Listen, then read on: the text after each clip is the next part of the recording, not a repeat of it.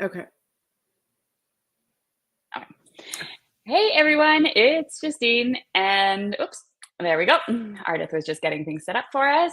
I'm one of the hosts of the Paper Crafters Get Organized Summit, and obviously one of the speakers as well. So I'm very excited to chat to you today about organization. It's something I'm super passionate about because I'm all about productivity and getting things done and being efficient. I create a lot of cards throughout the year, so I like to have a space that just really works and having systems in place. More so than specific organization tips, but having like good systems in place is kind of my philosophy because they apply to everyone, right? Regardless of the size or um, of your stash or the size of your space. So yeah, hope everyone's having an amazing time. Before the questions start rolling in, yeah, and if anybody is here that hasn't subscribed to my YouTube channel yet, please do so. I'm on my way to 100,000 subscribers and I'd love your help getting there. So if anybody's watching and hasn't subscribed yet, I would love that. It's Justine Hobie, that's just my name, is my YouTube channel. My best craft room organization tip. Uh, I'll give a tip, but first I have to say that craft room organization looks different for everyone. And it's totally okay that what works for you and won't work for me, and what works for me might not work for you. So I think that's really important, even though you might see a really cool system out there that it might not work for you at the end of the day, even though it seems like a great idea. My best craft room tip, organization tip, though, is it's really hard to kind of narrow it down. But I think decluttering, honestly, is my best tip. Like, just kind of keep on top of things because too many choices often lead to creative anxiety. And I used to have like literally before I moved to Europe for I don't remember the second time, I don't even know. But I had to clean out my stuff out of my craft room and I rented a small hall and decided to have like a little garage sale. And I realized I filled that hall and it was insane. And a lot of it I packed up and left in my grandfather's basement for when I came home. And I didn't even know it was in there and most of it was useless. So yeah, just, go through your stuff. If you don't use it often, just say goodbye to it. Don't feel guilty about spending money spent or anything like that. Just keep the things you love and you'll love your craft space. That's probably my best tip. Um, you said in your video you recently changed your craft space. What do you miss about your old setup and what do you love about your new one? Yes, I change my craft space quite often. So not only with moving, but in my current apartment that I've lived in for 4 years, I've changed it 3 times because I had my little setup in the hallway, and then our guest bedroom kind of freed up, so I moved into there. But then when COVID hit, then everybody was in home office, and I had to move back out into the hallway. And I needed something that I could close up, not just because of things like having guests over and things like that, but I have a small son, and eventually he'll be able to get into everything. So yeah, I need something that closed up. So, what do I miss about my old setup? The aesthetic of it. I really felt like it was my happy place.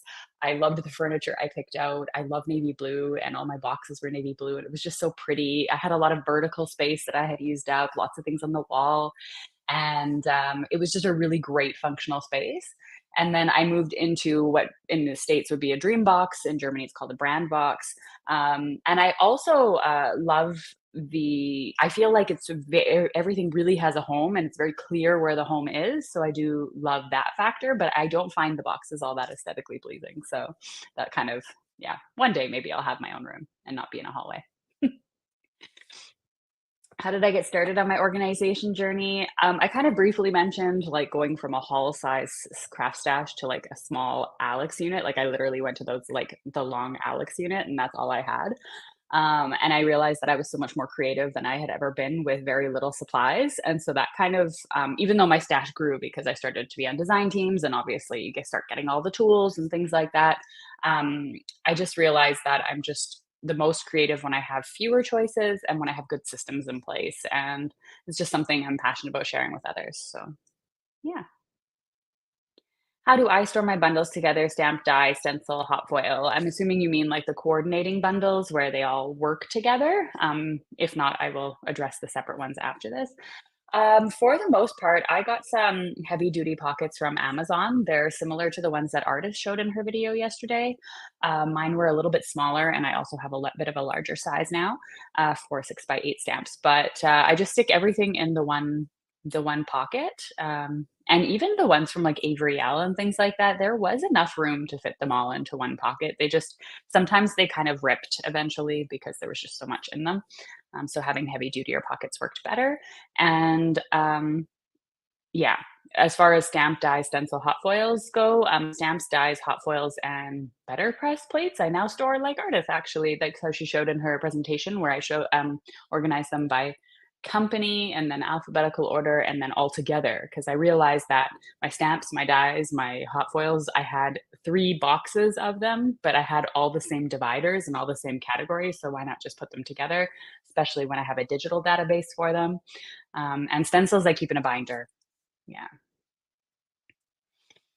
Magnetic pockets you mentioned in your presentation, are they standard for most dies? Yes. I'm trying to think here. Yes, I believe the ones that I showed in the video are the ones that are standard for most dies. I mean, they fit cover plate dies and things like that. I do have a couple sets from Pink Fresh Studios. I think they're like 4 by 12 inch.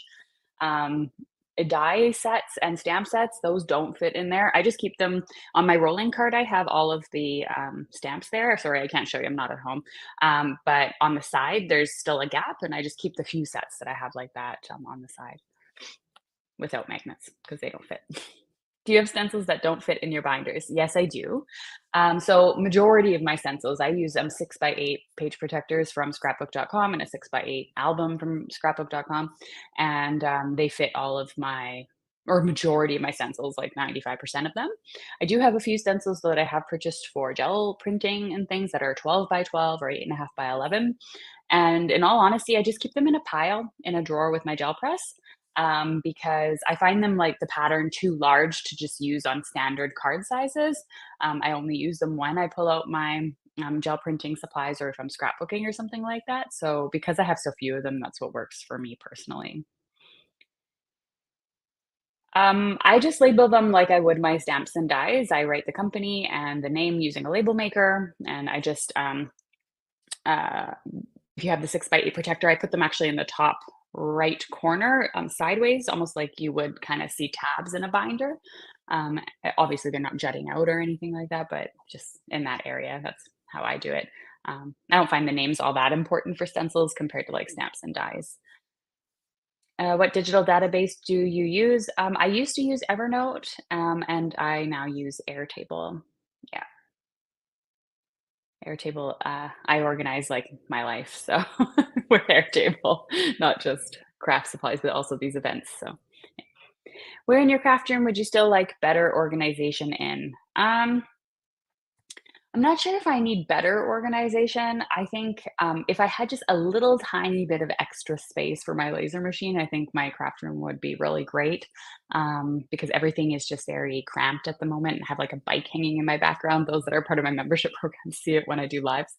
Yeah, it's just a little cramped in the corner. So just a little bit more space to move around, and also a standing desk would be great because I used to stand and craft all the time before I got the brand box. Hello, ma'am. While working on a project, if something goes wrong and you have to redo things again, do you keep the things that have gone wrong to be used later or throw them away? Um, I'll answer this in 2 parts. If I know that, like, if I spill something on my card or like something really goes wrong where I know it's not salvageable, then I'll just toss it. Oftentimes, I walk away from a card if I feel like something's not going right or I just don't know what the next step should be. And often the next day, I go back to it and like it a lot more than the day before, or I finally have an idea for it, and oftentimes it works out. But I have no issue throwing away something that I'm working on that I'm not happy with. If I'm not happy with it, I'm not happy with it. And I always say, like, I usually go into my craft room without any sort of expectations, like, unless there's something very specific I have to make, like a birthday card is for someone that's coming up tomorrow or something. But I usually go in with the idea that I'm experimenting, and then what comes out of it comes out of it. And yeah, when you had to move, was there any special considerations for packing your craft supplies and tools? Good question. Copic markers. Therese kind of addressed that in her presentation yesterday because they're alcohol markers. This is not necessarily something you can ship easily. I know like a lot of the times they're not allowed. I don't know if it's ground shipping or something. I can't remember. But because they're, I'm guessing, flammable, it's an issue. But no, not really. What I did was I packed a few basic supplies like a Misty, black ink, a couple favorite ink colors, and a few stamps and dies, and the really tiny mini die cutting machine in my suitcases. And the rest of it I shipped ground, so it took like 6 months to get it. But I just tried to use as much bubble wrap as possible, so nothing got damaged. Didn't always work, but worked for the most part. I didn't explain myself with the last question on stencils. Oh, how do you label what the stencil design is? Like, do you mean like categories? I'm guessing.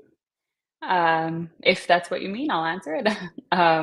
So my stamp categories, if I can remember off the top of my head, so I have them in a binder and I just have the spine labeled of the album with the categories that are in there. I don't actually have dividers. I don't feel like it's necessary because I just put them in an order. But I have, I think, basics. So all basic type shapes like circles, squares, geometrics, that kind of stuff. I have nature, holiday, mandalas, because I have a lot of those. I believe I have like stars and hearts because again, I have a lot of those. Um, and I'm trying to think if there's any other, I think I put them in, it could be in my digital download. I know I put a bunch of my categories in there. But yeah, that's just a basic overview of what I do. If you had to go back to a tiny inventory, what supply would be the first to go? I have a tiny inventory. All of my stamps, dies, and hot foil plates and everything like that fit in two of those rectangles from a Roskog cart from IKEA. So I really feel that I do have quite a tiny inventory in that sense.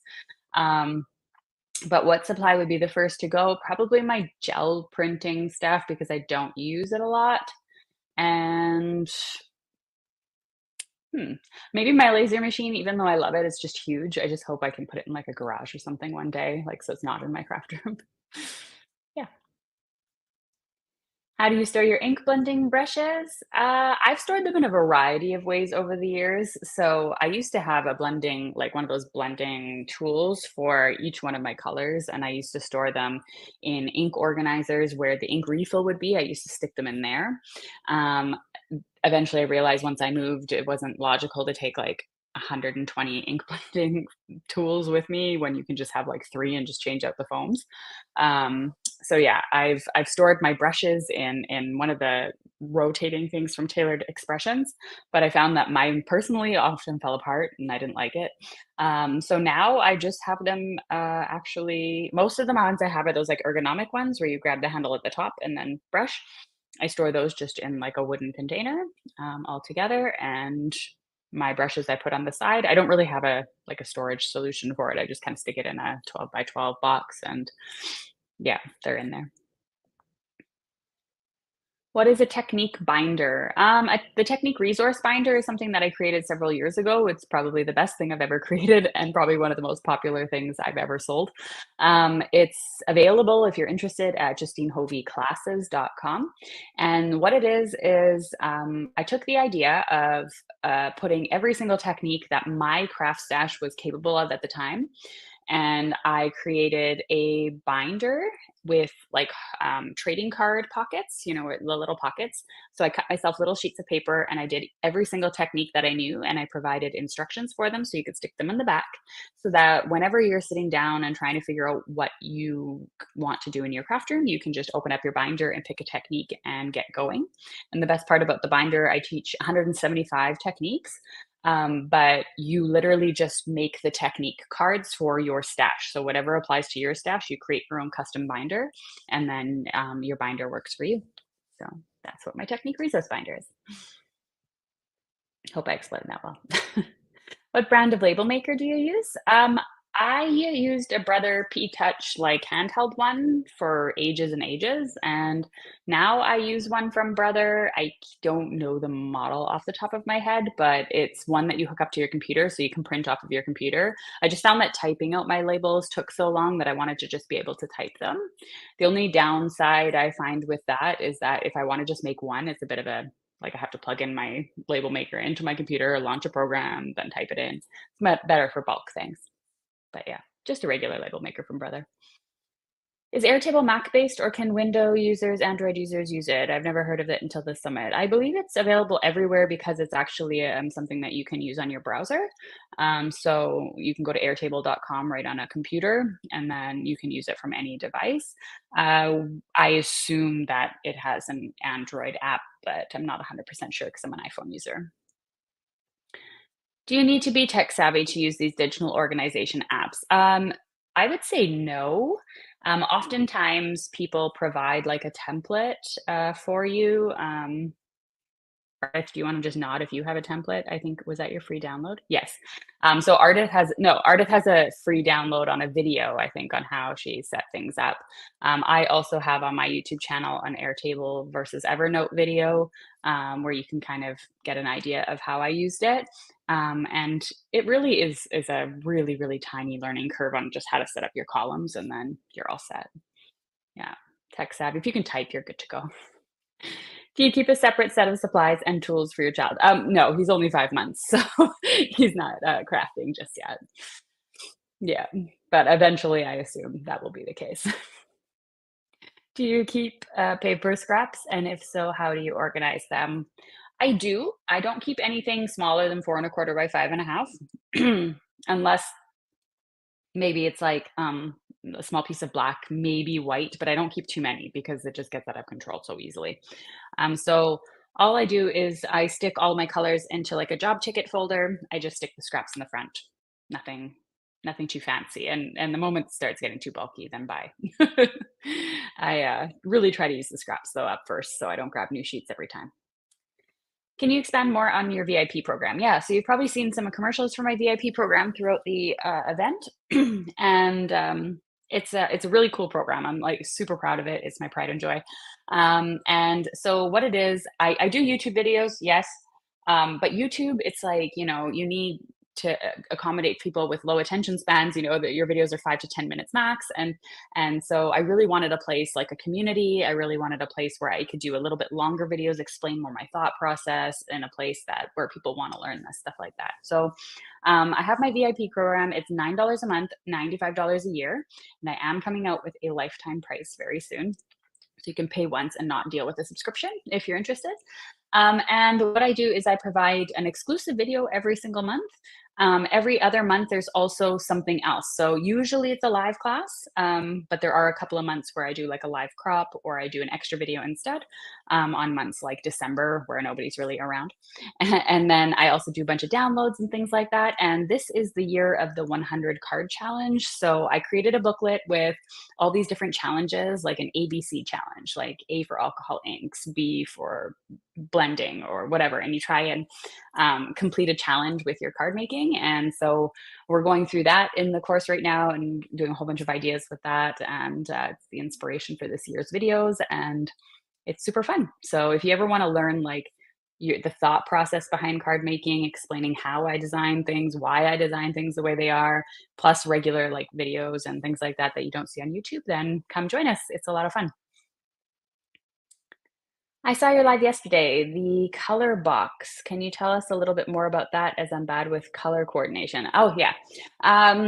So the color box is from Sarah Renee Clark.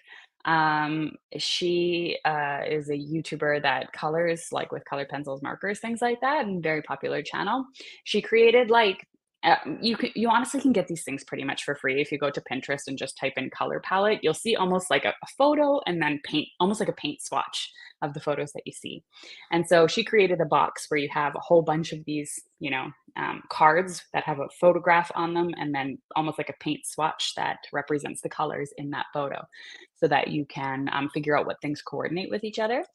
And so I use it quite often to pick my colors for my cards. It doesn't mean that they're good for ink blending, just clarifying that, but it's really good for like matching colored cardstocks and things like that. So it would be, let's say, like a winter scene, and there would be a white, a gray, light blue, dark blue, purple, something like that. And then you would use those colors on your cards so that that these colors look nice together. I'm a big fan. Have you tried Color My Life app for inventory? And if so, what made you choose Airtable? I have, yes. So Color My Life, I actually talked to the owners at Creativation years and years ago when the idea hadn't even been put out to the public yet. And I was one of the first ones to do a video on Color My Life app because I was so excited about it. And I do really like the concept of it because it's for crafters made by crafters. And so, like, I really feel like this is something made for us. And what was really cool about it is it had a barcode feature. So you would scan it with your phone and then all the information would automatically fill out for you. So you didn't have to sit there spending time writing, the name, the date, or the name, what it is, tagging it, and all of that stuff. The other thing that was cool was if you were scanning things like pattern paper, it would also pick the colors out of it and show you if you had any coordinating things in your stash. Really neat. The reason why I stopped using it is that the barcode feature kind of relied on companies to provide the barcodes to them at the time. And so I don't believe there were many companies, or at least many companies that I was using it in my stash, that provided their barcodes. So I couldn't use that scanning feature. And that was the thing that I was most excited about because if that didn't work, I would just switch to something else. So now there is no free trial or anything. I haven't tried it out recently. I'm assuming it's improved and gotten way better, and it's probably a wonderful app. But for me, it didn't work at the time. And it would just be too much work to just move everything into another inventory system. So I chose Airtable.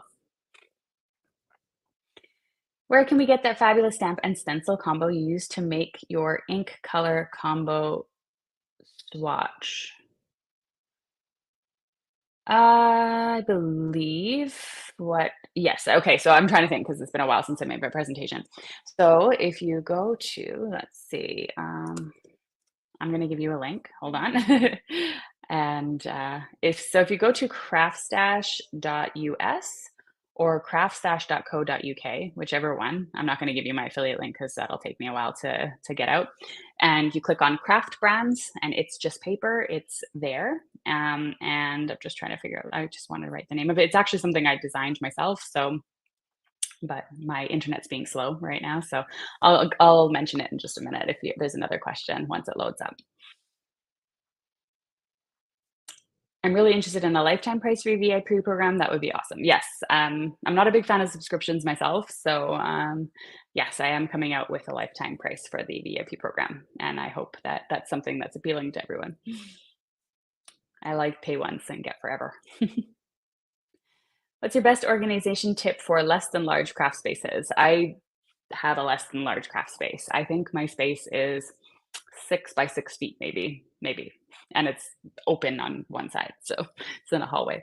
Um, my best advice would be to work with what you have and don't exceed your space. So, um, your space is only so big. Try not to stack things and just like pile everything in every nook and cranny. So for a really long time, I used actually storage boxes. They were just like photo boxes. They don't have to be anything fancy. You can get them at the dollar store. It was like, okay, this box is for stamps. This box is for dies. This box is for stencils. I cannot exceed this box. I don't have room for it. Something's got to go if my box is full. And that would be my absolute best advice because yeah, it just things get out of control so quickly if you don't keep them under control. Okay, so the stamp and or the swatch thing, I assume I had it in my supply list, but maybe I didn't. I'll put the link here. It's Craft Stash. Yes, I don't know if it's clickable when I put it in the comment section. I don't think it is. But if you just click on craft brands, it's just paper and it's the craft catalog set, or you can search for craft catalog set. That's a set that I designed myself for swatching. All right. Any other questions? I know we're getting close to the end here. It's clickable. Perfect. Thank you, Laura.